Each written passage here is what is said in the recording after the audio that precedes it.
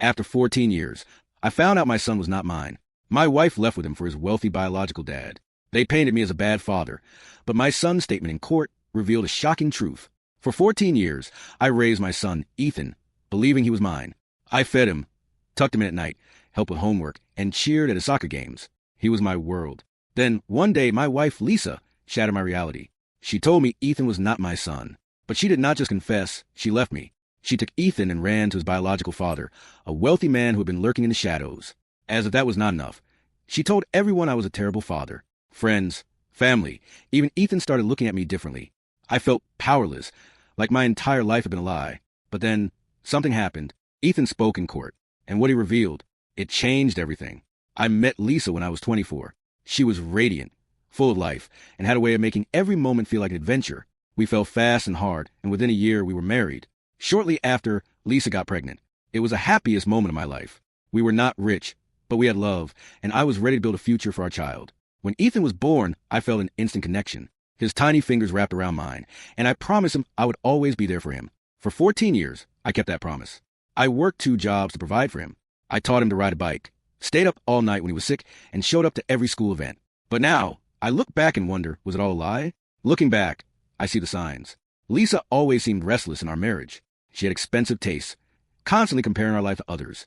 I worked hard to provide, but it was never enough for her.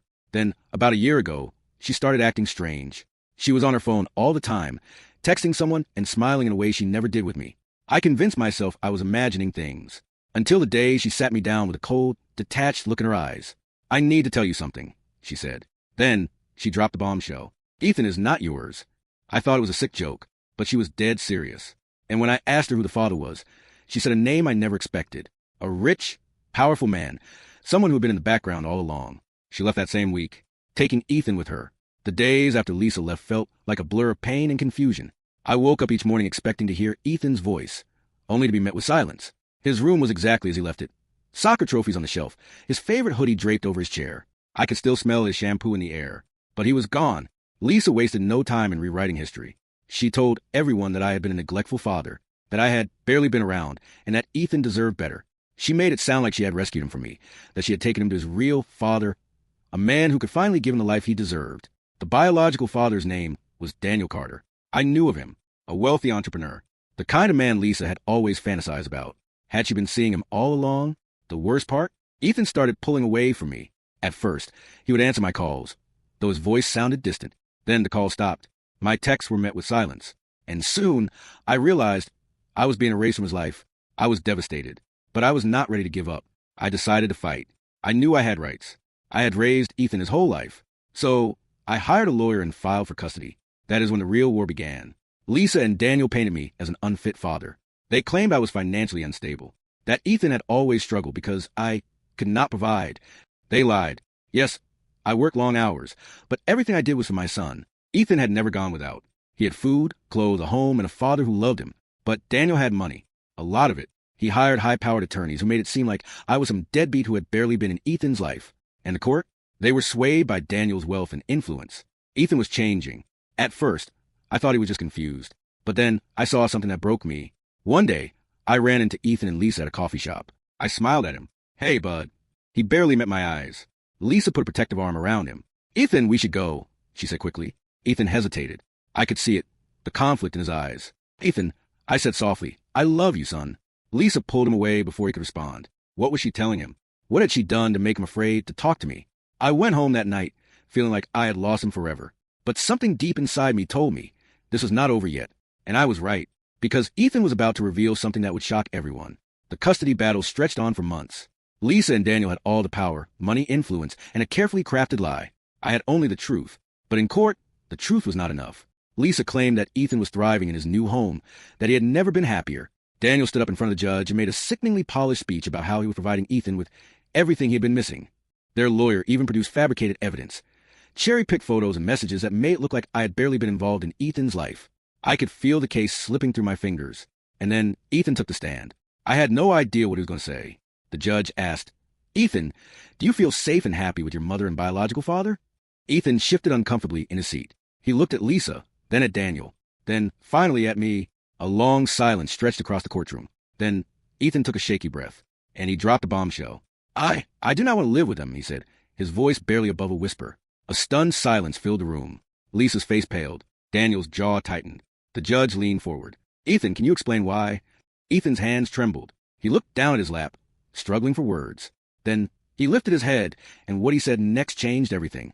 They lied, he said, his voice growing stronger.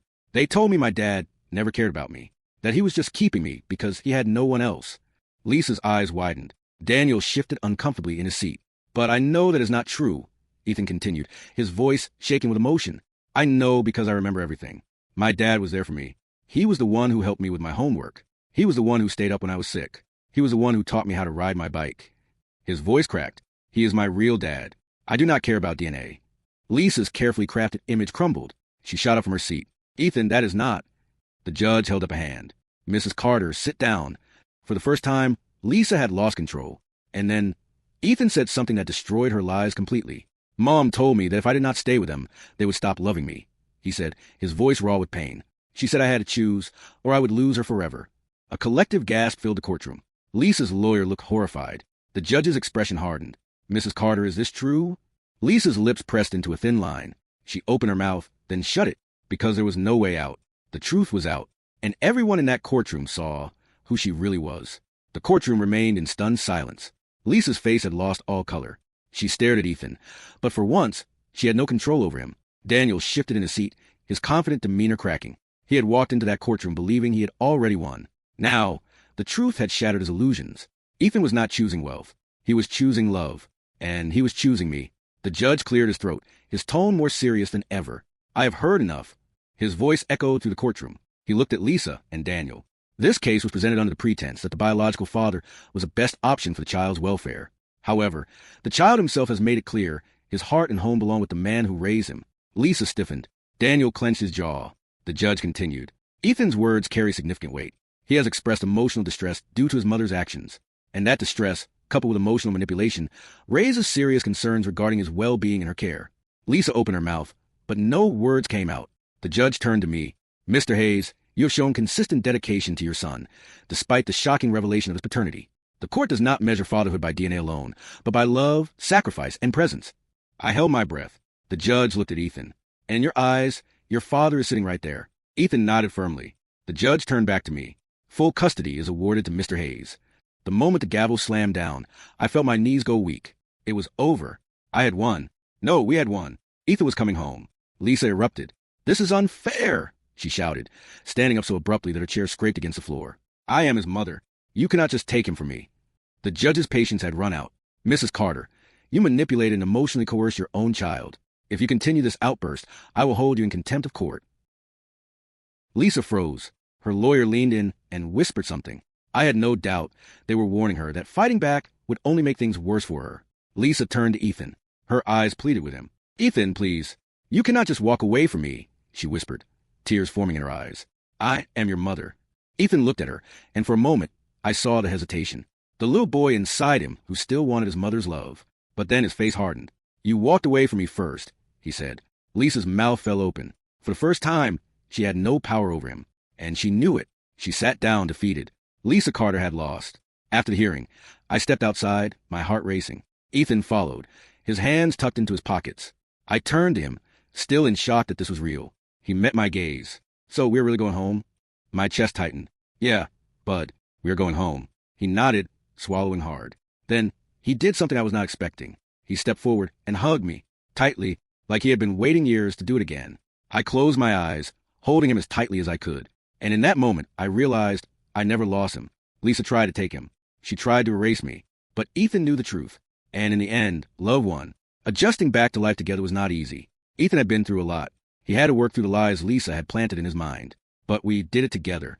We went back to our old traditions, movie nights, soccer games, weekend hikes. He smiled more, laughed more. He was himself again. As for Lisa, she tried to contact Ethan a few times, but he kept his distance. He was not ready. Maybe one day he would be, but for now, we were finally free. Fatherhood is not about DNA. It is about the love you give, the sacrifices you make, and the memories you build. Lisa thought she could rewrite our story, but Ethan and I, we wrote our own. If you found this story captivating, make sure to like this video, subscribe to the channel, and press the bell icon so you never miss another story.